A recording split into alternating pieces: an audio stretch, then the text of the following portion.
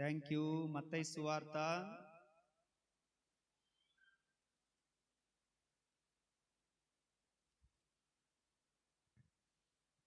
10వ అధ్యాయం నుంచి 2వ అధ్యాయం నుంచి 10వ వచనం, 2వ అధ్యాయము 10వ వచనం నుంచి చదువుకుందాం కొన్ని మాటలు.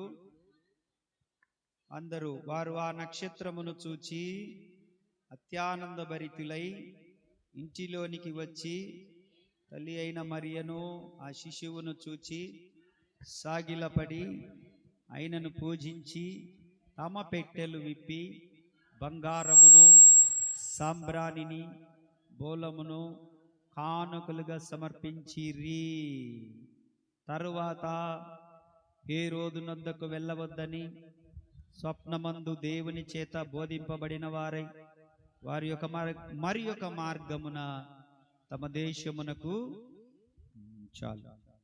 3 మాటలు చెప్పి నేను ముగిస్తాను. ఈరోజు ఈ నెలంతా కూడా నేను మీకు క్రిస్మస్ వర్తమానాలే ఇస్తా ఉన్నాను, అవునా కదా? ఒక వారాన్ని మించి ఒక వారం క్రిస్మస్ వర్తమానాలే మీకు ఇస్తూ వస్తున్నాను. మరలా మనము క్రిస్మస్ రోజున ఓ చక్కని వర్తమానాన్ని కూడా మరలా మనం తీసుకుందాం. దేవునికి స్తోత్రం. మంచిది. వారు ఆ నక్షత్రమును చూచి అత్యానందభరితులై ఇంటిలోనికి వచ్చి ఆయన సాగిలపడి తల్లి అయిన మరియను ఆ శిశువును చూచి సాగిలపడి. అక్కడ వరకు ఆగుదాం. అక్కడ వరకు ఆగి తర్వాత మనం చెప్పుకుందాం మరలా. వారు అనగా తూర్పు దేశపు జ్ఞానులు. తూర్పు దేశపు జ్ఞానులకు ముందుగానే తెలుసు, లోకరక్షకుడు పుట్టినప్పుడు ఆకాశంలో ఒక నక్షత్రం వస్తుంది. అన్ని నక్షత్రాలకు ఆ నక్షత్రానికి చాలా వ్యత్యాసం ఉంటుంది. మిగతా నక్షత్రముల లాగా కాకుండా ఈ నక్షత్రము వెలుగు అధికముగా ప్రకాశిస్తుంది అని ముందుగానే జ్ఞానులకు తెలుసు. ఎలా తెలుసు? యేసుక్రీస్తు పుట్టక ముందు 700 సంవత్సరాల క్రితమే జ్ఞానులకు తెలుసు. అంటే ఆ 700 సంవత్సరాల క్రితం ఉన్న జ్ఞానులు కాదు, అక్కడికి వచ్చిన జ్ఞానులు, ఆ ప్రాంతపు వారు అని అర్థము. యెషయా గ్రంథంలో 60వ అధ్యాయంలో 6వ వచనములో ఆ విషయాన్ని దేవుడు స్పష్టపరిచాడు. అక్కడ వాళ్ళు వస్తారని, బంగారమును సాంబ్రాణిని బోలములను ఒంటెల మీద తీసుకొస్తారని, ఆయనను పూజిస్తారని. చదువునా మైక్ ఉంది కదా నీకాడ? ఒంటెల సమూహము మిద్యాను ఏయిఫాల లేదా ఒంటెలను నీ దేశము మీద వ్యాపించును. ఓకే. వారందరూ షేబా నుండి వచ్చెదరు. వారందరూ షేబా దేశము నుండి వచ్చుదురు. బంగారమును ధూపద్రవ్యమును తీసుకొని వచ్చెదరు. యెహోవా స్తోత్రములను ప్రకటించెదరు. యెహోవాకు స్తోత్రములను ప్రకటించెదరు. ఆమేన్. క్రీస్తు పూర్వము 700 సంవత్సరాల క్రితమే ఒక ప్రవచన రూపముగా చెప్పబడిన మాటను క్రీస్తు శకం 1వ శతాబ్దంలో యేసు ప్రభు పుట్టిన వెంటనే వారు ఆ నక్షత్రమును చూచి ఇదొక ప్రత్యేకమైన నక్షత్రము, కదులుచున్న నక్షత్రము, ప్రత్యేకంగా ఆకర్షణీయమైన నక్షత్రము అని లేఖనములు త్రొవ్వి చూచి ఆ లేఖనములలో ఉన్నటువంటి యాకోబులో నక్షత్రం ఉదయించును, రాజదండము లేచును అనే వాక్యాన్ని వారు స్పష్టపరచుకొని ఆ నక్షత్రమును చూచి వారు నడిపించబడినటువంటి చోటికి, నడిపించే నక్షత్రం చెప్పండి. ఈ నక్షత్రం ఎలాంటిది? నడిపించే నక్షత్రము. ఇది ఎక్కడికి నడిపించింది అనంటే యేసు ఉన్న చోటికి నడిపించిన నక్షత్రం. ఎక్కడికి? సినిమాలకు నడిపించే నక్షత్రం కాదు, పాపపు స్థలాలకు నడిపించిన నక్షత్రం కాదు, తీసుకెళ్లి బిగ్ బాస్ వచ్చే చోట కూర్చోబెట్టిన నక్షత్రం కాదు, పనికి మాలిన చోటలకు తీసుకెళ్లే నక్షత్రం కాదు ఇది.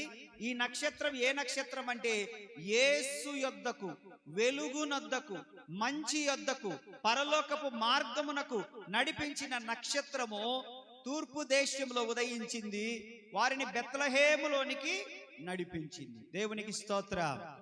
అది మనకు ఏమని చూపిస్తూ ఉంది నక్షత్రం అనంటే, మనము కూడా ఇతరులను దేవునిలోనికి నడిపించాలి, మన సాక్ష్యము ద్వారా నడిపించాలి, మన ప్రార్థన ద్వారా నడిపించాలి, వాక్యము ద్వారా నడిపించాలి, మన ప్రవర్తన ద్వారా నడిపించాలి. మనమే ఒక్క మాటలో చెప్తాను వినండి, మనమే నడిచే బైబిలుగా మార్చబడుదుముగాక. రాత్రి నిన్న సాయంకాల సమయంలో అక్కగారు మాట్లాడుతూ ఉన్నారు. అక్కగారు ఫోన్ చేశారు నాకు, నిన్న మధ్యాహ్నం అనుకుంటా ఫోన్ చేశారు. అన్నా, ఇక్కడ ప్రార్థనకు వచ్చినట్టున్నారు కదా, అక్కను నిన్ను చూశామన్నా అని అన్నది. అవునక్క, ఆదరణ కూడికుంటే వచ్చాము, ప్రార్థన చూసుకొని ఇప్పుడే వచ్చాంలే అన్నాను. నాకు కూడా ఒక మాట చెప్పాల్సిందన్నా, నేను కూడా ప్రార్థనకు వస్తాను, సంఘంలో మాత్రమే నేను క్రైస్తవురాలని అనిపించుకుంటే ఏం ఉపయోగము? సమాజంలో కూడా నేను సిగ్గుపడకుండా నేను దేవుని బిడ్డను అని అనిపించుకోవాలి. నేను కొడు చెప్పట్ల, అది మ్యాటర్. అన్యురాలనైనా నేను రహస్య క్రైస్తవురాలుగా ఉండడం నాకు ఇష్టం లేదు. నా స్వజనుల మధ్యలోనే కాకుండా ఇతరుల మధ్యలోనూ సమాజంలోనూ నేను బహిరంగంగా యేసు బిడ్డనని ప్రజలకు తెలియాలి. Yes, that is called the star. అదే నక్షత్రం అనంటే. కొడు చప్పట్లో, నక్షత్రము అలాగ ఉంటది. ఏమని ఉంటదనంటే, గత వారంలో నేను చదివించినట్లుగా ఎందరు అనేకులను యేసు వైపు త్రిప్పుదురో, దానియేలు గ్రంథంలో 12వ అధ్యాయంలో చదవబడినటువంటి ఆ వాక్కు, ఆ మాట, ఎందరు అనేకులు ఆయన వైపు తిప్పుదురో వారే ఆ నక్షత్రమై ఉందురు. నీ ప్రవర్తన ఇతరులను యేసు యొద్దకు తీసుకొచ్చేదిగా ఉండాలి. నీ మాటలు ఇతరులను యేసు యొద్దకు తీసుకొచ్చేదిగా ఉండాలి.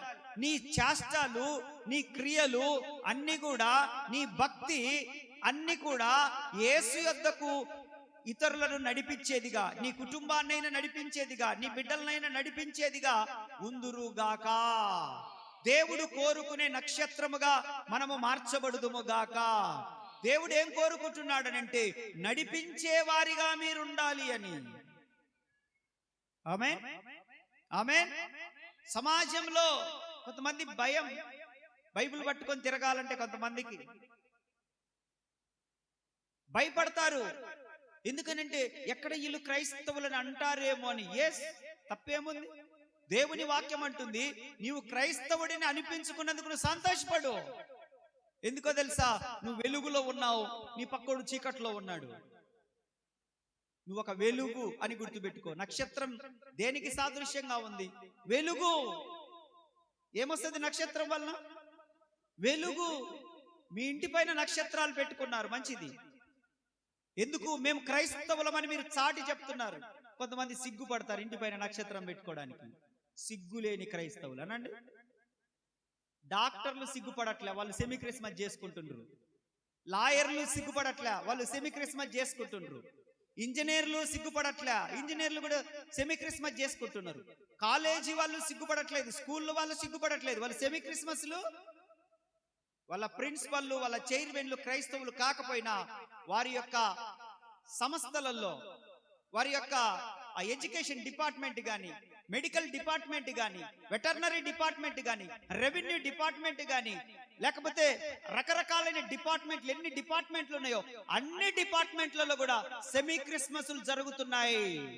ఆమె నేను చాలా డిపార్ట్మెంట్లకు వెళ్ళి నేను వాక్య పరిచర్య చేసి వస్తా ఉన్నాను. చాలా డిపార్ట్మెంట్లకు వెళ్తాను. వాళ్ళు నన్ను స్పీచ్ ఇవ్వడానికి పిలుస్తారు. అరబింద స్కూల్ వాళ్ళు కూడా మనం పిలిస్తే వెళ్ళొచ్చాను. సార్ రండి, మీరు ఒక 10 minutes స్పీచ్ ఇవ్వండి యేసుక్రీస్తు పుట్టుక రోజు గురించి అంటే వెళ్ళాను. 2 సార్లు అక్కడ జంగం ఇదేంటి తిప్పాయిపాలెం ఏదో పిఎస్సికి వెళ్ళాను. అక్కడికి కూడా తిప్పాయిపాలెంలో హాస్పిటల్ ఉంది, గవర్నమెంట్ హాస్పిటల్. అక్కడికి వెళ్ళాను. వాళ్ళు పిలుస్తూ ఉంటారు నన్ను. కొన్ని ఎడ్యుకేషన్ డిపార్ట్మెంట్స్ ఉన్నాయి, ఆ డిపార్ట్మెంట్స్ వాళ్ళు పిలుస్తూ ఉంటారు. లాయర్లు పిలుస్తూ ఉంటారు నన్ను. సార్ రండి, మీరు వాక్యం చెప్పండి అంటే నేను చట్టాలలో నుంచి యేసుక్రీస్తు గురించి మాట్లాడతాను. చట్టాలన్నీ వచ్చింది కూడా ఈ 5 కాండాల నుంచి వచ్చిన ఇవన్నీ కూడా. దేవునికి స్తోత్ర. చట్టాలన్నీ వచ్చింది కూడా 5 కాండాల నుంచి వచ్చాయి బైబిల్లో. నాకు తెలుసు కాబట్టి రాజ్యాంగం ఎట్ట తయారు చేయబడిందో నాకు తెలుసు. రాజ్యాంగంలో ఉన్నటువంటి ఆర్టికల్స్ అన్ని కూడా ఎలా వచ్చాయో నాకు తెలుసు. ఆ ఫార్మేషన్ ఎలా చేశారో నాకు తెలుసు. అందుకని వాటి గురించి, ఆ చట్టాల గురించి, తీర్పుల గురించి, న్యాయాల గురించి మాట్లాడుతూ చివరిగా న్యాయాధిపతి అయిన అసలు జడ్జి పైన ఉన్నాడయ్యా. అసలు జడ్జి ఎక్కడున్నాడు? పైన ఉన్నాడయ్యా. ఈ జడ్జి ముందు మనం కనికరం పొందుకోకపోయినా అసలు జడ్జి పైన ఉన్నాడయ్యా. ఆ జడ్జి ముందు మీరు వాదిస్తే కుదరదు, మేము వాదించాల్సిందే. ఆమేన్. మీ వాదనలు ఇక్కడ భూమి మీదనే పనికొస్తాయి. ఆమేన్. అక్కడ వాదించడానికి ఏమీ లేదు. స్టన్ అయిపోతారు. పాస్టర్ గారు, మీకు ఇంత నాలెడ్జ్ ఎక్కడి నుంచి వచ్చిందండి? నాకు ఎక్కడి నుంచి రాలేదయ్యా, బైబిల్లో నుంచి వచ్చింది నాలెడ్జ్ మొత్తం అంతా. ఆమె అది సొంత జ్ఞానం కాదు, డబ్బా కొట్టుకోవడానికి. ఎక్కడుంది జ్ఞానం అంతా? బుద్ధియు జ్ఞానము, ఇంటెలెక్చువల్స్ మొత్తం కూడా, నాలెడ్జ్ మొత్తం కూడా దేవుని యొక్క పరిశుద్ధ గ్రంథములో దాచిపెట్టబడి ఉంది. అందుకే ప్రభు వాక్యం అంటది, జ్ఞానము కొదువై ఉన్న వారులారా నా యొద్దకు వచ్చి మీరు జ్ఞానము పొందుకోండి అంటది. Praise the lord.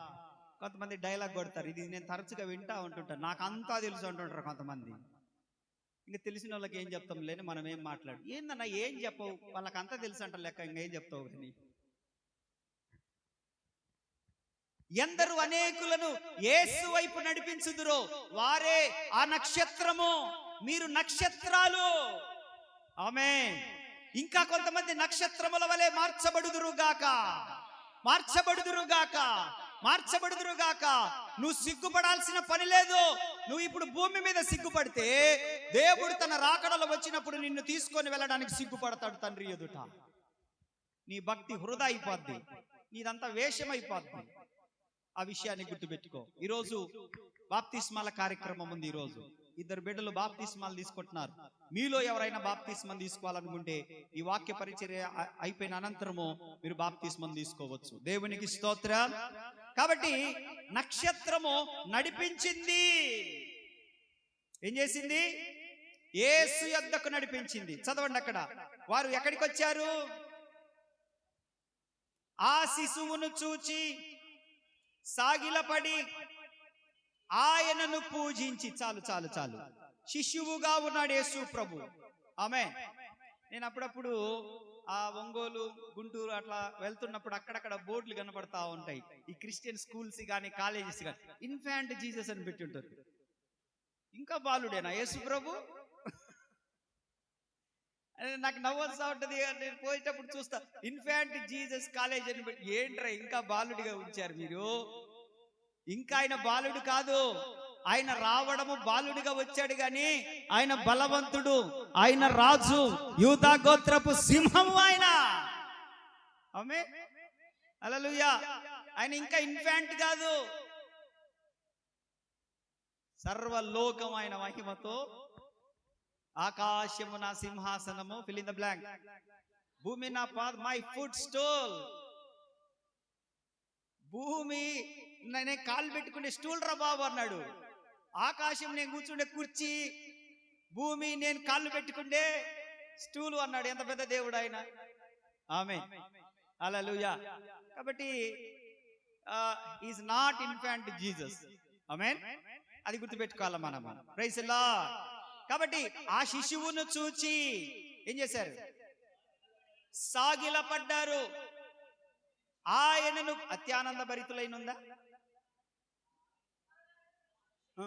అక్కడి నుంచి ఉందా?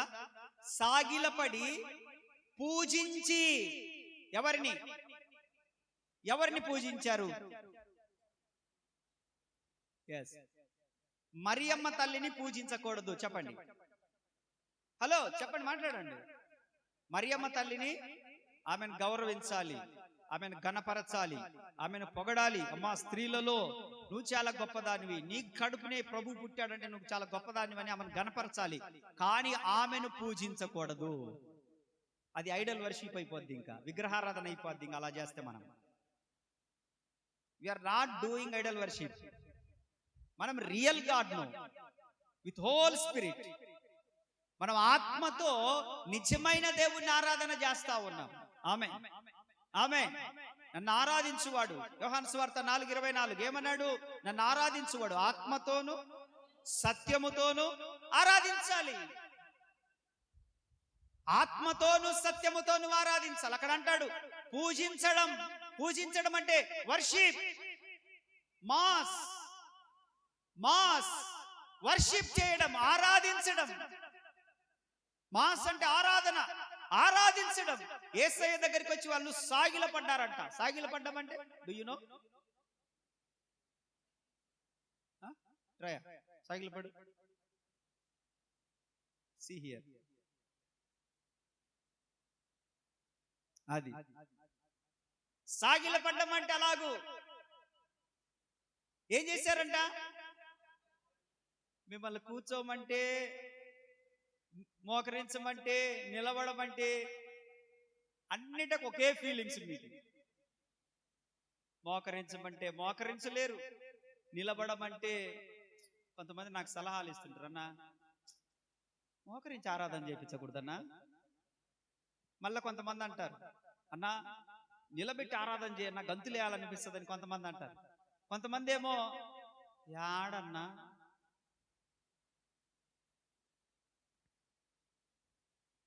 కానీ వాట్ దే ఆర్ డూయింగ్ సాగిలపడి. మనం చేస్తున్నాం అలాగనా? మనం అలాగూ చేయకపోయినా మనం కనీసం మోకరించడానికి అవకాశం ఉండి, మోకాళ్ళలో సత్తు ఉంటే, మోకరించడానికి అవకాశం ఉంటే మోకరించాలి. నిలబడడానికి సత్తు ఉంటే మోకరించలేని వాళ్ళు నిలబడాలి. కుర్చీలు ఉన్నాయి కదా అని కూర్చుండిపోతారు, కింద పట్టాలు బాగున్నాయి కదా అని కూర్చుండిపోతారు. కూర్చోకూడదు అలాగూ. ఎవరు ఇన్ని ఎదురుగున్నారో తెలుసా? స్వయాన జగద్రక్షకుడైన యేసు ప్రభుని ఎదురుగా ఉన్నాడు. ఆయనను గౌరవించవా? ఆయనను గణపరచవా? ఆయనకు రెస్పెక్ట్ ఇవ్వవా? ఆయన హానర్ చేయవా? ఆయన ఎవరనుకుంటున్నావు నువ్వు? నీ ఎదురుగా ఎమ్మెల్యే వచ్చి నిలబడితే నువ్వు కూర్చొని ఉంటావా? నీ ఎదురుగా కలెక్టర్ వచ్చి నిలబడితే నువ్వు కూర్చొని ఉంటావా? No, not at all. జ్ఞానులు వాళ్ళు తూర్పు దేశపు కేదారు నుండి, షేబా నుండి, ఆయా ప్రాంతాల జ్ఞానులు, తూర్పు దేశపు జ్ఞానులు, పేదోళ్ళు కాదోళ్ళు, గొప్పోళ్ళు, వాళ్ళ కుటుంబాలు గొప్పయి, ధనవంతులు. బంగారం తీసుకొచ్చారు, సామ్రాణి తీసుకొచ్చారు. ఎవరు చెప్పారు తమ్మని? వాళ్ళ పితరులు చెప్పారు 600 సంవత్సరాల క్రితం. మేం పోయినా సరే ఒక నక్షత్రం స్పెషల్ గా పైన ఆకాశంలో కనపడుతుంది. ఆ నక్షత్రము బెత్లెహేములో యేసు పుట్టాడని తెలియజేస్తుంది. ఆ నక్షత్రాన్ని చూసినట్టనే మీరు నక్షత్రం మమ్మల్ని నడిపించని మీరు అడిగిన వెంటనే అది మిమ్మల్ని యేసు ఉన్న చోటికి నడిపిస్తుంది. అది తీసుకొని వెళ్ళండి. అక్కడికి వెళ్ళేటప్పుడు ఉట్టి చేతులు తెల్లద్దు. ఒక కమిట్మెంట్ ఉంది తూర్పు దేశాలకు మనకు. ఏంటి ఆ కమిట్మెంట్ అంటే, మీరు బంగారము తీసుకొని వెళ్ళండి, సాంబ్రాన్ని తీసుకొని వెళ్ళండి, బోలము తీసుకొని వెళ్ళండి. బికాజ్ ఆయన రాజులకు రాజు గనక. ఎవరైనా ఆయన మామూలుడు కాదు. ఏం చేశారు వాళ్ళు? సాగిలపడి ఆమె బంగారమును సంబ్రాణియును బోలంబులు తెచ్చాములే, ఆ ఊరిలో ఆ ఇంటిలో కనులారగాంచాములే బంగారమును. గోళములు కాదు, బోలములు. గోళములు మాలేసుకుంటే అయి కాదు. దేవునికి స్తోత్రం.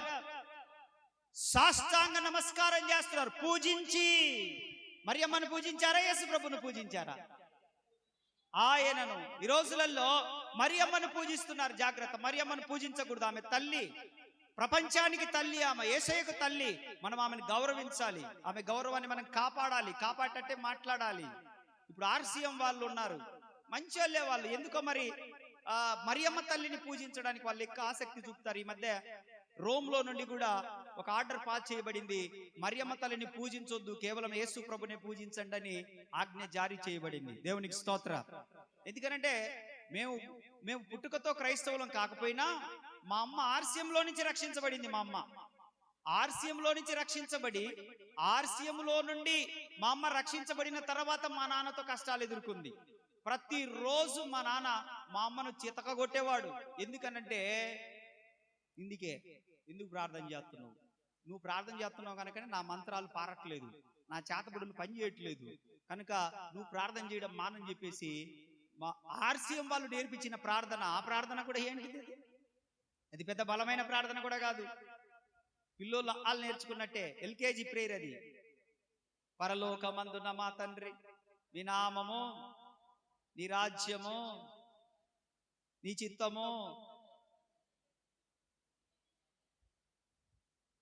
చెప్పండి అనుకుంటే ఏదో చెప్తారు కదా, గుంపులో గోవింద నలుగురిలో నారాయణ అని.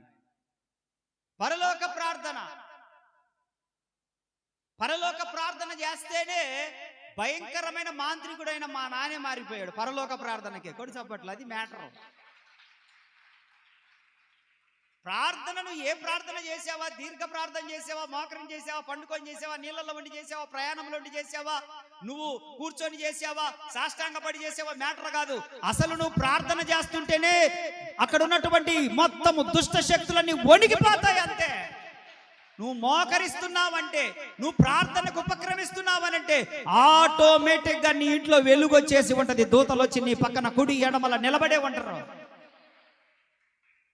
వాళ్ళు నీకు కనపడాల్సిన పనిలే, వాళ్ళు కనపడితే నువ్వు ఇంట్లో ఉండు, ఉరుకుతావు అట్టనే బయటికి. వాళ్ళు అదృశ్య రూపంలో ఉంటారు. నువ్వు మోకరిస్తున్నావు, సాష్టాంగ దేవునికి నమస్కరిస్తున్నావు అనుకున్న వెంటనే దేవుని దూతలు కుడి ఎడమల నీ పక్కన నిలబడే ఉంటారు. ఆమేన్. ఆయనను పూజించారు, మరియమ్మను కాదు. దేవునికి స్తోత్ర. మరియమ్మను కాదు, ఆయనను పూజించి. ఎలా పూజించారు ఆయన? సాగిలపడి. అప్పుడప్పుడు మీరు ఇంట్లో ట్రై చేయండి, ఎవరు లేనప్పుడు ట్రై చేయండి. ఇంట్లో సాగిలపడి కొద్దిసేపు ప్రార్థన చేయండి. సాగిలపడి ఇంట్లో ఎవరు లేనప్పుడు, మళ్ళీ మీ ఆయన ఉన్నప్పుడు పడారు, ఓకే లేటాడు. చూసినావా నేనంటే అనుకుంటాడు ఆయన కూడా పోయిన తర్వాత ఇంట్లో కాస్త సాగిలపడి కొద్దిసేపే. ఎందుకంటే పొట్ట అది కొంతమంది ఇంతలా, ఈ పొట్ట ఉంటది, ఈ తల పైకి ఉంటది, కాళ్ళు పైకి ఉంటాయి. మళ్ళా ట్రై చేయండి. ఎందుకో తెలుసా, అసలు సిస్టమ్ అది అన్నమాట. అసలు సిస్టమ్ అది. కానీ మనం అలా ఉండలేం కాబట్టి మనం మోకాళ్ళ మీదకి వస్తా ఉన్నాం. మోకాళ్ళు కూడా బలమైనవే. ఆమేన్. మోకాళ్ళ ప్రార్థన కూడా బలమైన ప్రార్థన. మోకరించలేని వాళ్ళు లేచి నిలబడి ప్రార్థన చేయాలి. కూర్చొని మాత్రం చేయగాకండి. కూర్చొని ఎప్పుడు చేయాలంటే అవకాశం లేదు అనుకున్నప్పుడు కూర్చోండి. ఇక్కడ బాగుండదులే లేచి నిలబడ్డం, ఇక్కడ బాగుండదులే మోకరించడం అనుకున్నాం. ఇప్పుడు బస్సులో ప్రయాణం చేయాలి, బస్సులో కూర్చొని సీట్ ఎక్కడుందా అని చూసుకుంటాం, సీటు చూసుకుంటాం, వెంటనే సెల్లు తీసి నొక్కుకోగాకండి. కూర్చున్న వెంటనే ప్రభా డ్రైవర్కు మంచి జ్ఞానమయ్యా, ఎదురుగా శాన పనులు వస్తాయి, నన్ను క్షేమకరంగా చేర్చని కూర్చున్న వెంటనే చిన్న ప్రార్థన చేసుకోవాలి. దేవునికి స్తోత్ర. నువ్వు బస్సులో ఎక్కి ప్రార్థన చేసుకోమన్నాడు రాజన్న అని ఆడ మోకరించి స్తోత్రం స్తోత్రం స్తోత్రం స్తోత్రం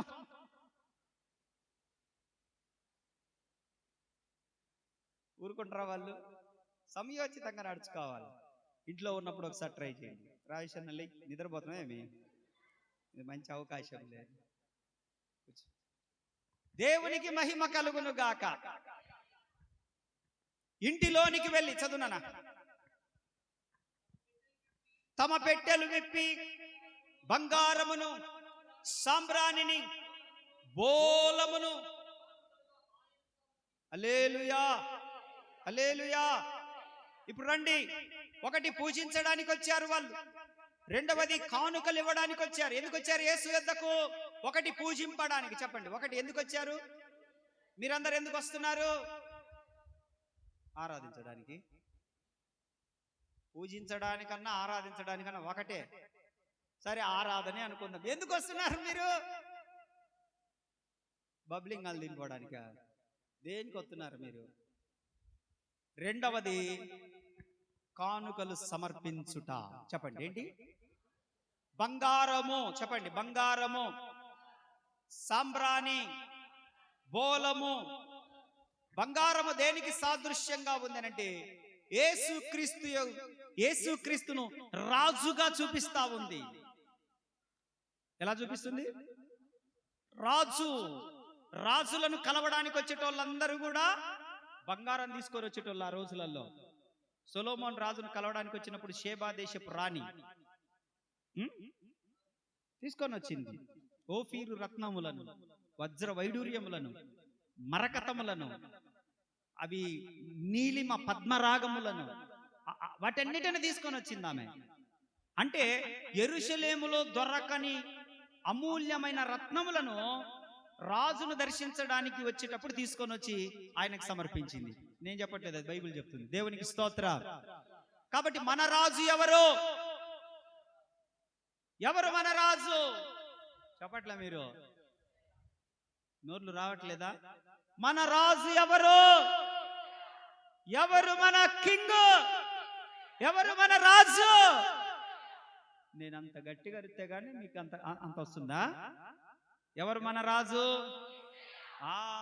ఆయనను దర్శించడానికి వస్తున్నాం మనం.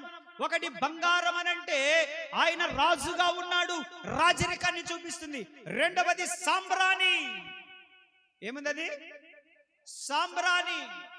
అది పరిశుద్ధతకు సాదృశ్యము, పరిమళ సువాసన. చెప్పండి, యేసు ఎలాంటి వాడు అనంటే పరిశుద్ధుడు. ఎలాంటి వాడు యేసు? పరిశుద్ధుడు. నాలో పాపం ఉందని మీలో ఎవడైనా స్థాపించగలడా అని ప్రపంచానికి సవాలు విసిరిన ఒకే ఒక వ్యక్తి యేసు ప్రభు. ఉందా? నేను అప్పుడప్పుడు చదివిస్తా ఉంటాను. ఏప్రిల్కి రాసిన పత్రికలో 7వ అధ్యాయంలో 26వ వచనంలో, పవిత్రుడును నిర్దోషియు నిష్కల్మషుడును పాపులలో చేరక పవిత్రముగా ఆకాశము కంటే ఇట్టి ప్రధాన యాజకుడు మనకు సరిపోయిన వాడని చెప్పేసి అప్పుడప్పుడు చదివిస్తా ఉంటాను. అంటే ఆయన పాపులలో చేరలేదు, ఆయన పరిశుద్ధుడైన దేవుడు. స్తోత్రం, హల్లెలూయా. పరిశుద్ధుడైన దేవుడు. రెండవది ఏం చూపిస్తుందంటే ఆయన పరిశుద్ధతను చూపిస్తుంది, పరిమళ వాసన చూపిస్తుంది. మూడవది బోలము తన మరణ పునరుత్థానములను గుర్తు చేస్తా ఉంది. యేసు క్రీస్తు ప్రభువారు భూమి మీదకి ఎందుకు వచ్చాడంటే పాపులను రక్షించడానికి వచ్చాడు.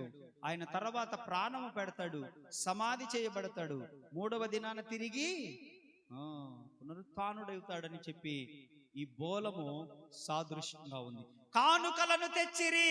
కాబట్టి క్రిస్మస్ రోజు మనం కూడా చెప్పండి, క్రిస్మస్ రోజు మనము కూడా ఉట్టి చేతులతో రాకూడదు.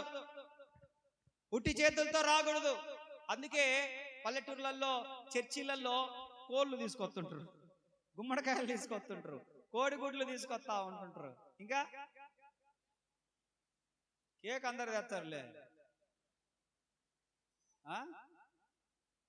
ప్రసాదం తీసుకొస్తా ఉంటుంటారు. మొన్న పంచినాం లేకొద్దు కానీ, మొన్న పంచితే అందరికి ప్రసాదము చాలా మందికి పంచినాం, ఇబ్బంది ఏం లేదు. అందరు తిని అందరు వెళ్ళిపోయి మళ్ళీ ఫోన్ చేసింది, ఏందన్నా మాకు ఇయ్యలేదని. అంటే నేను పోయి ఇంటికి వచ్చి రావాలి. వాళ్ళకి కూర్చున్నప్పుడు అందరికి ఇచ్చిండ్రు, అయిపోయాక ఇంకాడిది ప్రసాదం.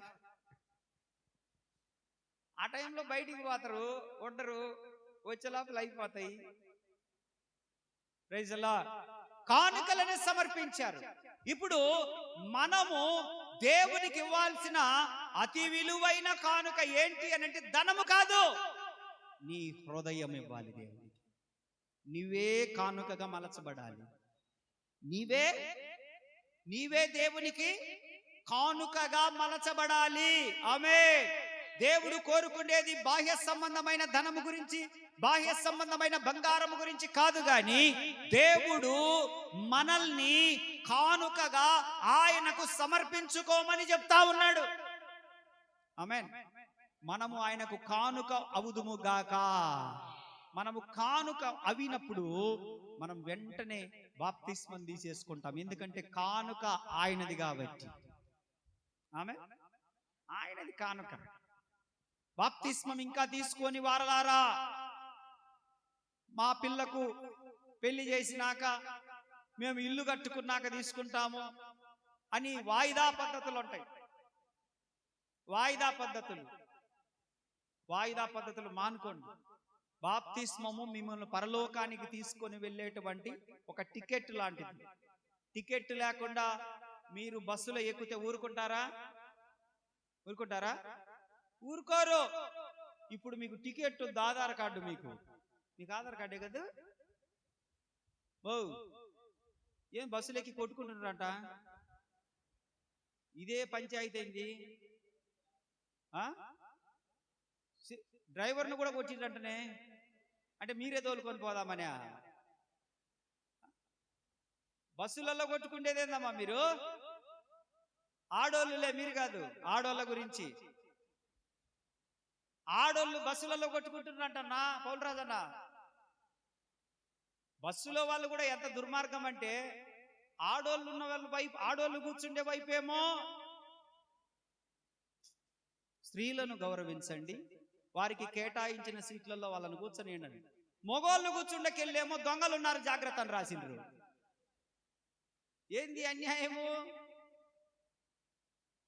మేము కూర్చుండకెళ్ళేమో దొంగలు ఉన్నారు జాగ్రత్త అని. ఆడోళ్ళు కూర్చుండకెళ్ళి వారిని గౌరవించండి, వాళ్ళతో తన్నించుకోండి, వాళ్ళతో పోపించుకోండి, ఊపించుకోండి. లేకపోతే వాళ్ళ కాడ సూట్ కేసు ఉంది, లేకపోతే వాళ్ళ కాడ డ్రమ్ ఉంది, లేకపోతే వాళ్ళ కాడ కాంక్రీట్ ఉంది, లేకపోతే వాళ్ళ కాడ ఇంకా సంథింగ్ ఏమేమి ఉన్నాయో తల్లి మాకు తెలియదు. మీ కాడ బంగారు తల్లులు.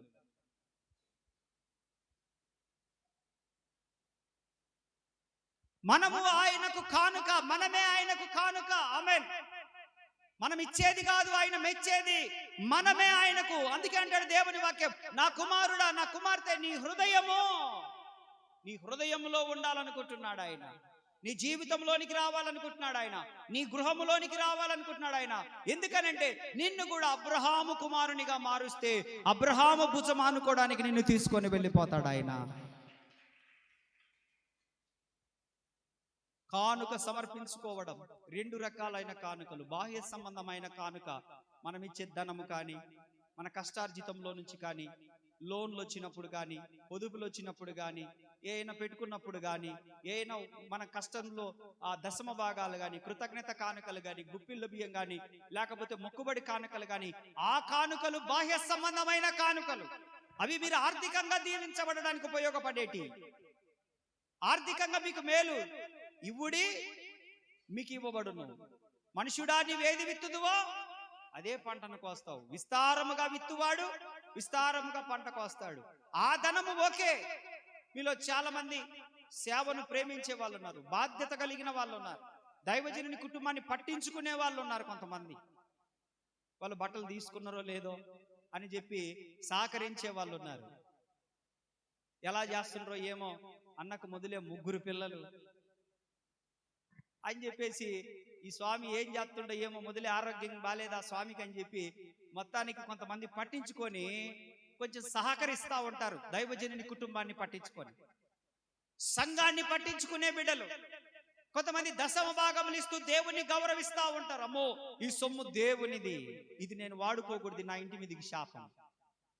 కాబట్టి అప్పు చేసిన కార్యక్రమాలను చేసుకుంటున్నాను కదా, అప్పు చేసైనా నేను పండగలు చేసుకుంటున్నాను కదా, అప్పు చేసే నేను ఏదైనా చేస్తాను, కానీ దేవుని సొమ్మును దొంగిలించకూడదని నిజాయితీగా దేవుని సన్నిధిలో బ్రతుకుతూ ప్రతి నెల లేదా ప్రతి వారం వాళ్ళ కనిగిల దాంట్లో నుంచి దేవునికి దశమ భాగం సొమ్మునిస్తూ దొంగల లిస్టులో నుంచి కొట్టివేయబడిన వారు కూడా ఉంటా ఉన్నారు. దేవునికి స్తోత్రం. హల్లెలూయా, హల్లెలూయా. ఈ అవగాహనలోనికి సంఘం రావాలి. భారము కలిగి ఉండాలి, బాధ్యత కలిగి ఉండాలి, పట్టించుకోవాలి, గమనించుకోవాలి. ఇది భూ సంబంధమైనటువంటి దీవెన మీకు కలగడానికి మేలు కలుగుతుంది ఈ విధంగా. ఆమె భూ సంబంధంగా మీరు సమృద్ధిగా ఉండడానికి మీరిచ్చే కానుకల ద్వారా దేవుని పరిచర్య జరుగుతుంది. దాని ద్వారా వచ్చే దీవెన మీ కుటుంబాలపైకి వస్తుంది. ఆమె ఒక చిన్న మాట చెప్తాను. నేను ఒక చిన్న మాట చెప్తాను. నాకు తెలిసిన ఒక సార్ గతించిన సంవత్సరంలో ఒక కుటుంబం మన దగ్గర నుంచి దేవుని సన్నిధిని మానుకొని వెళ్ళిపోయారు. వెళ్ళిపోయినప్పుడు ఈ ఈ సారుండి ఆ రాజన్నను కలిసి వద్దాం రా, ఒకసారి అన్నకాడికి వెళ్ళొద్దాము అని అంటే, ఏ ముఖం పెట్టుకొని రావాలి సార్ నేను అంటున్నాడు అంట అతను. ఎందుకు, ఏమైంది అని అంటే, ఆయన దగ్గరికి చర్చికి పోయినంత కాలము మేము ఏది పట్టుకుంటే అది బాగా జరిగింది, మా వ్యాపారం దీవించబడింది, పిల్లలకు అన్ని చూసుకోగలిగినాం, పైన ఇల్లు కట్టుకోగలిగినాము, మా పొలాల విషయంలో దేవుడు మేలు చేశాడు, నా ఆరోగ్య విషయంలో మేలు చేశాడు, చెప్పాలంటే మేము చాలా సమృద్ధిగా ఉన్నాం, పచ్చగా ఉన్నాం, ఒకళ్ళకి అప్పిచ్చే స్థాయిలో ఉన్నాం. అప్పుడు ఎప్పుడైతే ఈ చర్చి మానుకున్నామో, రాజన్న కాడికి వెళ్ళడం మానుకున్నామో, ఇప్పుడు మేము పెద్ద పెద్ద పరిస్థితులలో చాలా శ్రమలలో ఉన్నాం. ఆ శ్రమల గురించి ఇప్పుడు ఎందుకులే, అవి చెప్తే మీరు షాక్ అయిపోతారు. ఆ శ్రమలలో ఉన్నాం. ఇప్పుడు ఆర్థికంగా నష్టపోయాము, టౌన్లో విలువ పరంగా నష్టపోయాము, కనీసం మా పిల్లలకి ఏదైనా తెచ్చుకోవడానికి ఇబ్బంది అయిపోతా ఉంది, ఆరోగ్యపరంగా నష్టపోయాము అని చెప్పేసి ఇక్కడికి వచ్చినప్పుడు ఎలా ఉన్నారు, ఇక్కడ మానుకున్న తర్వాత ఎలా ఉన్నారనే విషయాన్ని అతను మాట్లాడాడు. అంటే ఇక్కడికి వచ్చినంత కాలము వారు సమృద్ధిగా దీవించబడ్డారు. ఎప్పుడైతే మందిరాన్ని విడిచిపెట్టి పోయారో వాళ్ళు ఎండిపోయారు. ఈరోజు ఎండిపోయి, నేను చెప్పిన మాటలు కాదవి, నేను చెప్పిన మాటలు కాదవి. ఆ సారు మాట్లాడుతా ఉన్నాడు. మరలా మన ఒక సహోదరి అడిగిందంట, అన్నా ఇటు సంగతి అని అంటే, ఏం చెప్తామమ్మా, రాజన్న దగ్గరికి వెళ్ళినంత కాలం బాగానే ఉన్నాము, ఆత్మీయంగా బాగానే ఉన్నాము, డబ్బుల విషయంలో బాగానే ఉన్నాము, ఇదిగిదిగో అనుకునేసరికి ఏదో ఒకటి వచ్చి సంతోషంగా కార్యాలు జరిగిపోతుండేటి, ఏది కొదువ లేకుండా సమృద్ధిగా ఉన్నాము, ఇప్పుడు బాగా ఇబ్బందుల్లో పడిపోయామమ్మ, ప్రతీదీ ఇబ్బంది అయిపోయింది, ఏమైందో ఏమో మళ్ళా అని చెప్పేసి చాలా బాధపడతాం.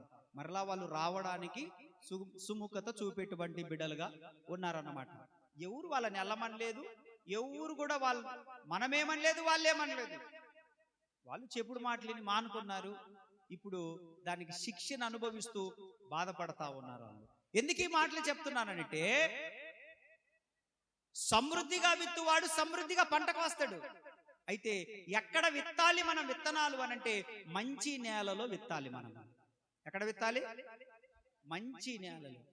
ఇక్కడ పరిచర్య జరుగుతుంది, ఇక్కడ సేవ జరుగుతుంది, ప్రతి ఆదివారం ఆరాధన, బుధవారం ఉపవాస ప్రార్థనలు, ప్రతిరోజు గొలుసు ప్రార్థనలు, శనివారం విజ్ఞాపన ప్రార్థన, ప్రతి నెల ఒక కుటుంబ ఆశీర్వాద ప్రార్థన జరుగుతుంది, మన కుటుంబాల కొరకు జరుగుతుంది.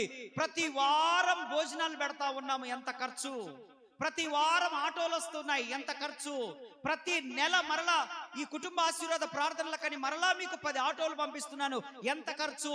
ఈ ఖర్చంతా కూడా మీరు ఇస్తున్న వాటిలో నుండి దేవుని మహిమ కొరకు ఖర్చు పెడుతున్నాం గనక ఆ దీవెన మీ పైకి వచ్చేస్తుంది, ఆ దీవెన మీ పైకి వస్తుంది. అదంతా మీరిచ్చే ప్రతి రూపాయి కూడా దేవుని పని కొరకే ఖర్చు పెట్టబడుతుంది. ఆమేన్. నేనేమై తీసుకొని సినిమాకు పోతున్నా, నేనేమన్నా మందు తాగుతున్నా ఇది తీసుకొని? మీ పిల్లలన్నా, మీ భర్తలన్నా, లేకపోతే మీకు సంబంధించిన వాళ్ళన్నా మీ దగ్గర డబ్బులు తీసుకొని పోయి మే కార్యక్రమాలు చేస్తారు. నేను మీ కొరకు ప్రార్థన చేసేటోని కదా, మీ కొరకు పూటబడేటోని కదా దేవుని దగ్గర. ఇక్కడ మీరు పెట్టే పెట్టుబడి మొత్తం కూడా మీ ఇంటికి ఆశీర్వాద రూపంలో వచ్చేస్తుంది దేవుని యొద్ద నుండి. చప్పట్లు కొడుతూ దేవుని కనపరచండి, అది మ్యాటర్. కానుకలు మీ వ్యర్థమైపోవు, మీ కొరకే ఉపయోగించబడతాయి, మీ భోజనాలకే ఉపయోగించబడతాయి, మీకు ఆటోలు రానుపోనే ఉపయోగించబడతాయి, ఎవరైనా నూతనమైన సేవకుని తీసుకొచ్చి మీ కొరకు సువార్త పని చేయించడానికి ఉపయోగపడతాయి, కూటాలకే ఉపయోగపడతాయి, వాటికే ఉపయోగపడతాయి. కనుక దశమ భాగాల విషయంలో, కృతజ్ఞత కానుకల విషయంలో, ఏదైనా లోన్లు వచ్చినప్పుడు దేవునికి కొంచెం భాగం తీయండి, అది మీకు మిగతా అంతటికి ఆశీర్వాదకరంగా మార్చబడుతుంది మీకు. ఆమేన్, ఆమేన్, ఆమేన్. దేవునికి స్తోత్రం. కాబట్టి బాహ్య సంబంధమైన కానుకలు కూడా మనం ఇచ్చినప్పుడు దేవుని ఆశీర్వాదం ఉంటుంది. అయితే ఇక్కడ మాట్లాడుతుంది అంతరంగ ఆధ్యాత్మికమైన స్థితి గురించి మాట్లాడుతున్నాడు. నీవే దేవునికి కానుకగా మార్చబడాలి. ఆమేన్. బంగారం, సాంబ్రాణి బోలం. మనమే దేవునికి కానుక, మనమే దేవునికి కానుక. మూడో మాట చెప్పి నేను ముగిస్తాను.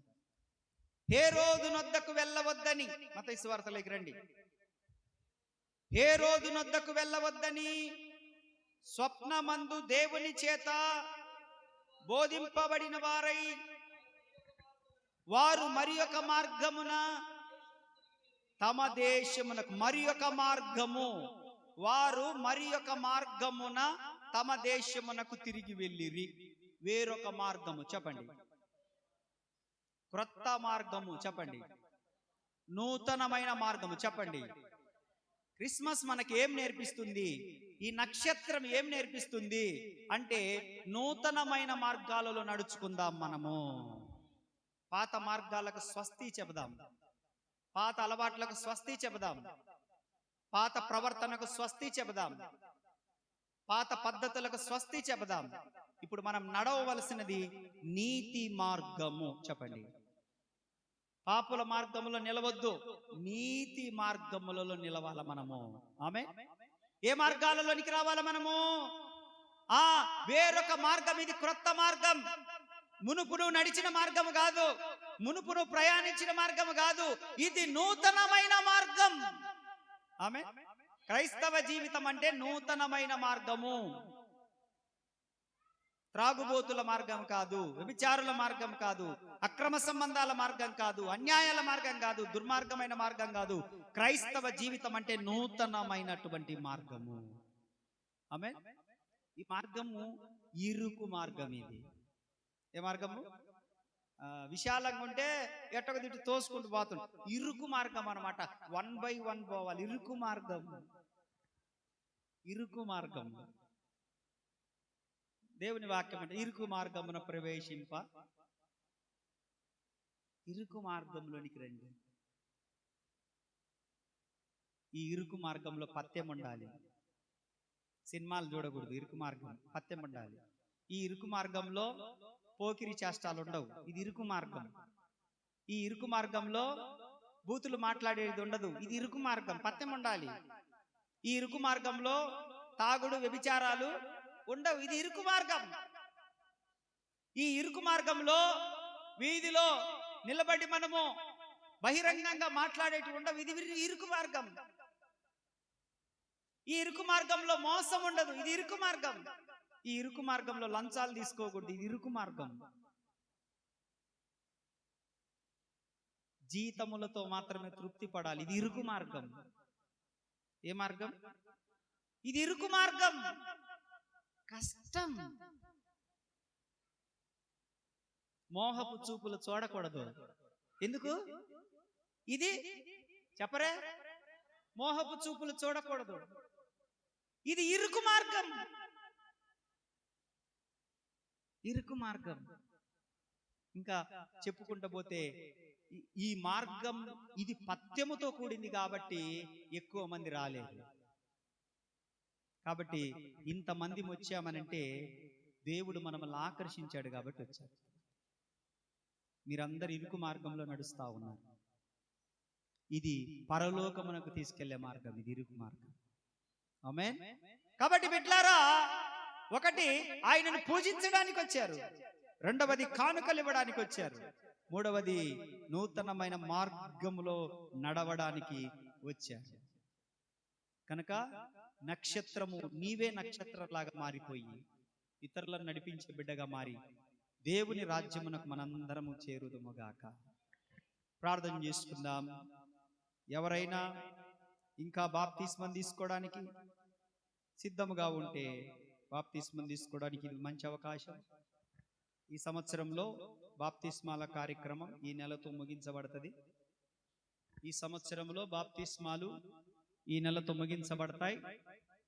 ఇక్కడ బాప్తిస్మాల తొట్టి తీసేస్తున్నాం కాబట్టి జ్ఞాపకం చేసుకొని బాప్తిస్మం తీసుకోవాలనుకున్న వాళ్ళు ఈరోజు మంచి సదావకాశం. బాప్తిస్మానికి మేము సిద్ధపడి రాలేదు, మాకు వేరే వస్త్రములు కావాలి అని అంటే, మీకు నిజం కావాలంటే పాస్టర్మ గారిని అడగండి, బాప్తిస్మం తీసుకున్నాక మీకు ఏదైనా చీర కావాలన్నా ఇస్తుంది, ఇబ్బంది ఏం లేదు. బాప్తిస్మాన్ని మాత్రం నిర్లక్ష్యం చేయొద్దు. కళ్ళు మూసుకోండి, చిన్న ప్రార్థన ఆశీర్వాదంతో ముగించుకుందాం. ప్రేమ కలిగిన తండ్రి, మంచి దేవుడు, చాలిన దేవుడు, జ్ఞానులు తూర్పు దేశం నుంచి వచ్చారు, ఆయనను పూజించుటకు వచ్చారు. మేము కూడా నిన్ను మాత్రమే పూజించాలి. మాకు ఒకే ఒక దేవుడు, అది నీవే. రెండవది, బంగారము, సాంబ్రాణి, బోలము తీసుకొని వచ్చారు. నాయనా, నిన్ను రాజుగా చూపిస్తా ఉన్నారు, పరిశుద్ధునిగా చూపిస్తా ఉన్నారు, మరణ పునరుత్థానములను చూపించారు. అలాగనే ఆధ్యాత్మికంగా ఆ స్థితిలో మమ్మల్ని కూడా ఉంచారు. అదేవిధంగా ప్రభా, మేమే నీకు కానుకగా సమర్పించబడాలి. అలాగున్న ప్రతి కుటుంబాన్ని దర్శించండి. మూడవదిగా, నూతనమైన మార్గములో నడుచుకున్నారు. పాత జీవితాలను విడిచిపెట్టాలి, పాత పద్ధతులను విడిచిపెట్టాలి, నూతనమైన మార్గాల్లో నడుచుకున్నట్లు మీ కృపను అనుగ్రహించి ఆశీర్వదించమని, బాప్తిస్మం తీసుకోబోతున్న బిడ్డలను దీవించి పరలోకంలో జీవగ్రంథంలో వారి పేర్లు మీరు రాయండి. మీరు సహాయం వచ్చిన ప్రతి కుటుంబాన్ని ఆశీర్వదించి పంపమని యేసయ్య నామములో అడుగుచున్నాము తండ్రి. ఆమేన్. తండ్రి, కుమార, పరిశుద్ధాత్మ త్రియేక దేవుని దీవెన మనకున్న సకల పరిశుద్ధులకు వచ్చిన ప్రతి ఒక్కరికి ప్రభు వచ్చినంత వరకు తోడయుండి కాపాడును గాక. ఆమేన్. హల్లెలూయా, హల్లెలూయా, హల్లెలూయా. అందరికి